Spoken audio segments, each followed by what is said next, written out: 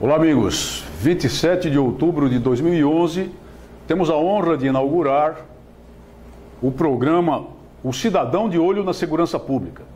O Cidadão de Olho na Segurança Pública. Vamos tratar da questão da segurança pública sob a ótica do cidadão. Vamos tentar informar a todas as pessoas interessadas questões relacionadas à segurança pública, debatê-las, questionar quando for necessário a conduta e a posição das nossas autoridades responsáveis pela segurança pública. Lembremos-nos de que o artigo 144 da Constituição da República é claro em dizer que a segurança pública é responsabilidade do Estado, mas ela deve ter também a participação de todos os cidadãos. E quando falamos de legítima defesa, especialmente, nós temos de nos lembrar desse aspecto, porque a participação dos cidadãos pode ser e deve ser, quando necessário, exatamente no sentido de prover a sua própria defesa em circunstâncias extremas, quando o Estado lhe fala. E aí, voltamos a um outro foco do nosso programa. O Estado, não raramente, infelizmente, acaba falhando ao cidadão no que toca a prover a todos um grau razoável de segurança pública. Temos um grau razoável de segurança pública? Temos. Em São Paulo, temos um grau razoável de segurança pública em praticamente todo o Estado. Na maior parte dos estados brasileiros, temos um grau razoável de segurança pública, mas nós temos determinadas áreas ainda muito carentes. Nós temos muitos problemas ainda que precisam ser resolvidos. Nós temos todo um problema que iremos debater ao longo dessa série de programas relacionados à formação, relacionados ao treinamento constante do pessoal da segurança pública, os policiais civis, os policiais militares, os policiais federais, as organizações que têm um papel auxiliar, mas também importante, que são as guardas municipais.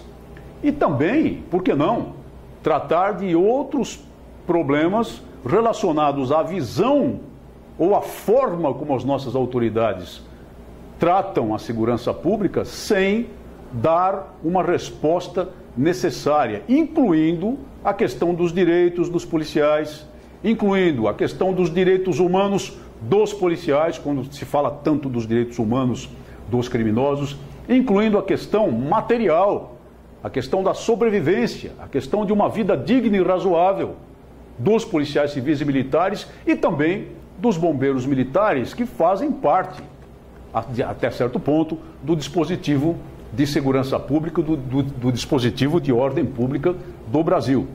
Todas essas questões são muito candentes na atualidade brasileira.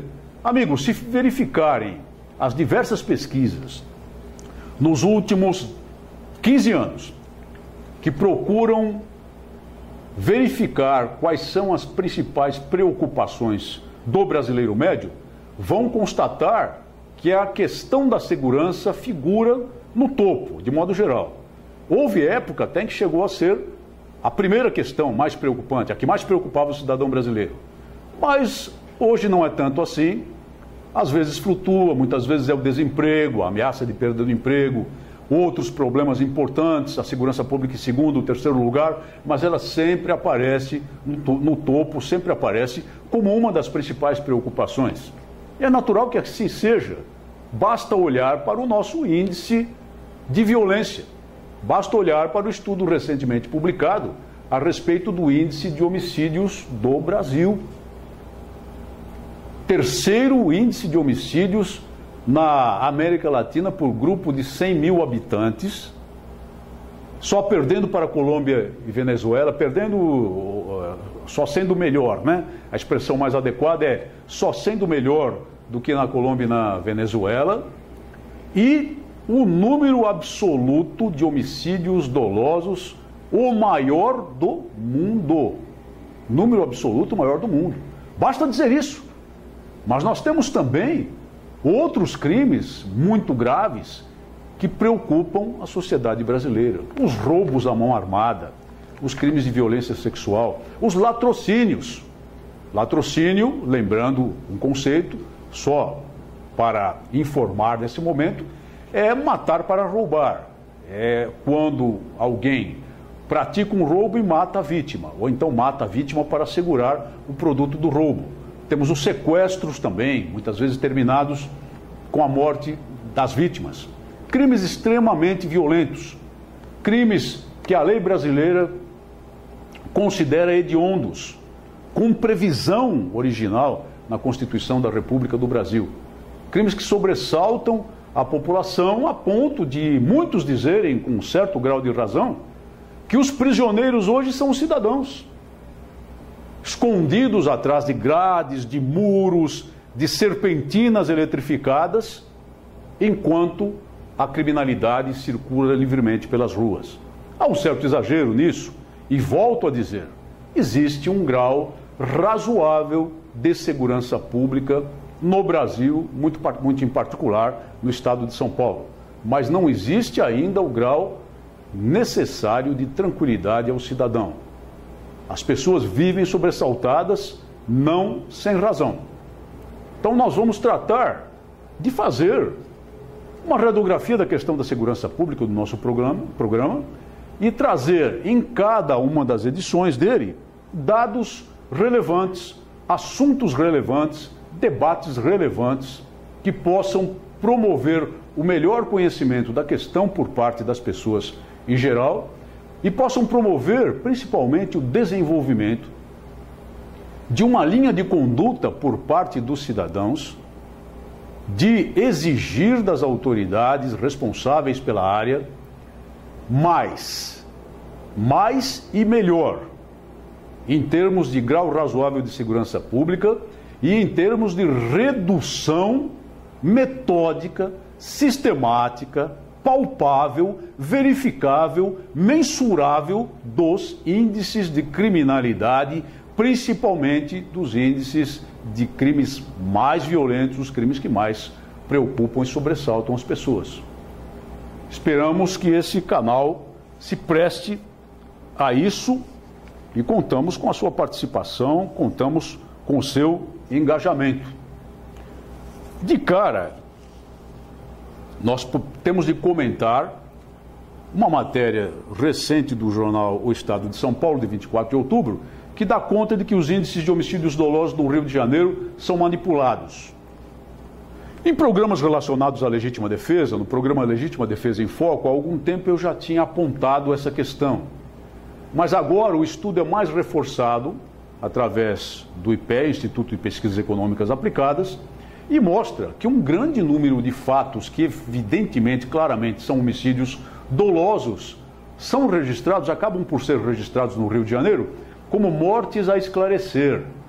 Ou seja, como se não fossem manifestamente homicídios dolosos, e isso promove, portanto, um decréscimo artificial.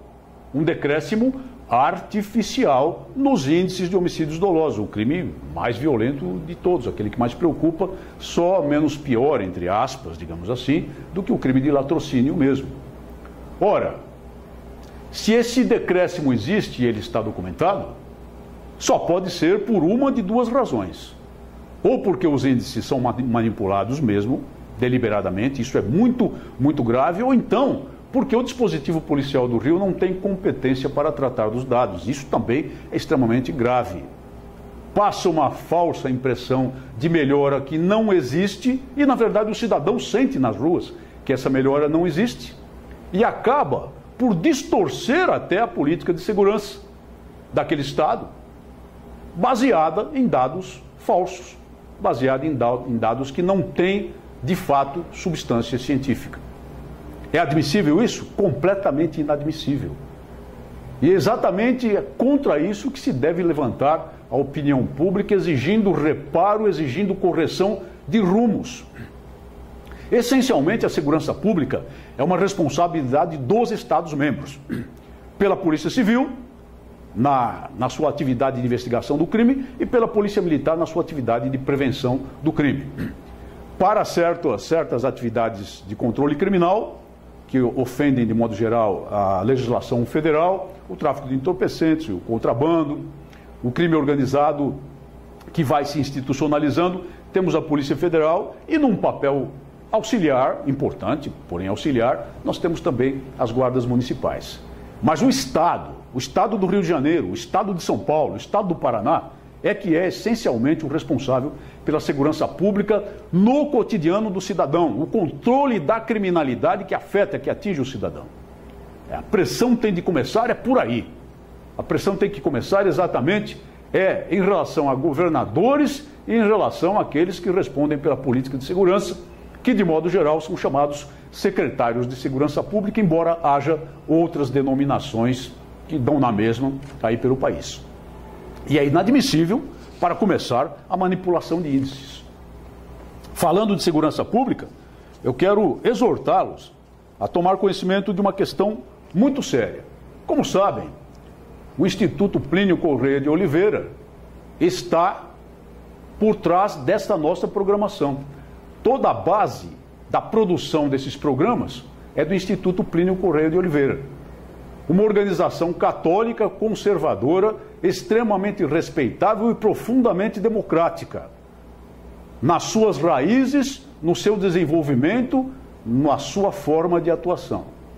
E vem aí uma matéria, outro dia, do portal IG, e agora de um outro portal denominado Correio do Brasil, trazendo um estudo de uma psicóloga que fala de neonazistas brasileiros saindo da toca e vincula impropriamente e indevidamente, de modo torpe, sem fundamento científico algum, no chutômetro, como se costuma dizer popularmente no Brasil, o Instituto Plínio Corrêa de Oliveira a movimentos do tipo neonazista.